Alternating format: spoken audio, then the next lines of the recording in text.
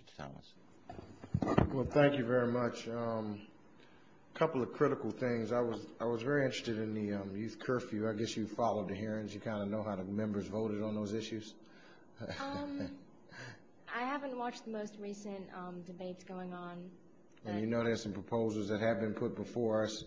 Do you have any information on our youth curfew centers that supposedly exist? Have you looked at that issue at all? The centers? Yeah. Where I believe those are the police run stations where they take the kids found outside after curfew? Yes. Right. Have you evaluated them at all? I have not. Do you know what goes on at them at all? I have not. I don't know. And I guess I say that because I was one of the members that argued against the curfew, because I said, you know, it's just insane to believe that you're going to change behaviors of people by just taking them somewhere and hoping that, you know, we just talked about your story. If there's no parent to come pick you up, then what is the purpose? And Right. Trying to have something where we don't have in place measures to change the circumstances that are creating the supposed bad behavior things that are happening in communities. And so I am glad you're here today.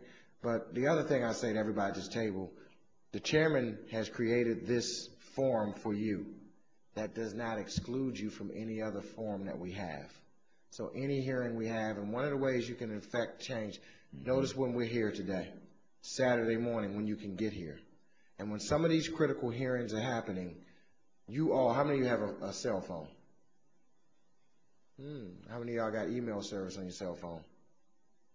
So what you could do is email and look at what's going on at the council and say, you know, why are you having this hearing on a youth curfew when you know the youth are in school who need to speak on this issue? Why didn't you hold this hearing in the evening when I can come? And short of that, you don't have to come, because the record remains open. And I can tell you on certain issues, you know, I'm getting through right now 350 emails. And on certain issues, I get a ton of emails. Now, some of them may be generated by someone did a, draft letter or whatever it's going to be, and everybody sends it. And I encourage you, just, if it's 2 words, don't do it. Send something where you can start saying you're being recorded, because I think it's important that you participate and you get us to do that. And a lot of members do have evening meetings. Some have town hall meetings. I have a series in my ward where we call it DC Speaks, where we go out and we actually have a handheld device where you get to register and put surveys in. And one of the things I do is the survey is who's showing up at meetings. And traditionally at my meetings, the majority of the people between the ages usually of about 50 and 65 years of age.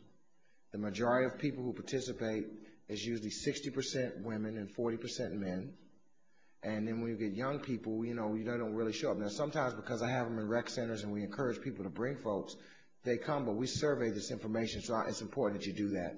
I'm very concerned when you talk about the Youth in Government program, because I think it is a very disingenuous process, and I've heard it before too.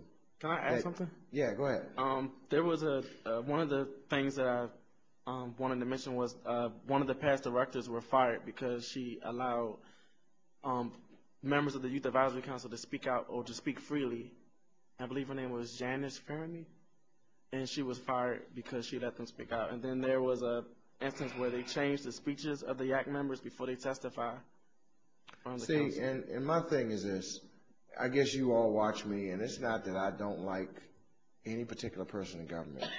I believe government should reflect all of views. And if I got to sit here and listen to emails, you know how much on my emails some people don't like what I do? But I respond. That's my job. And I don't have to like what you say. But you're giving me your opinion on things and how we can make our community better. And my job is to evaluate what's for the greater good of our community. And I think a lot of times, and that's what I was going to say to you, I'm very just upset when I see that people do not allow young people. I work for the Marion Barry's Youth Leadership Institute.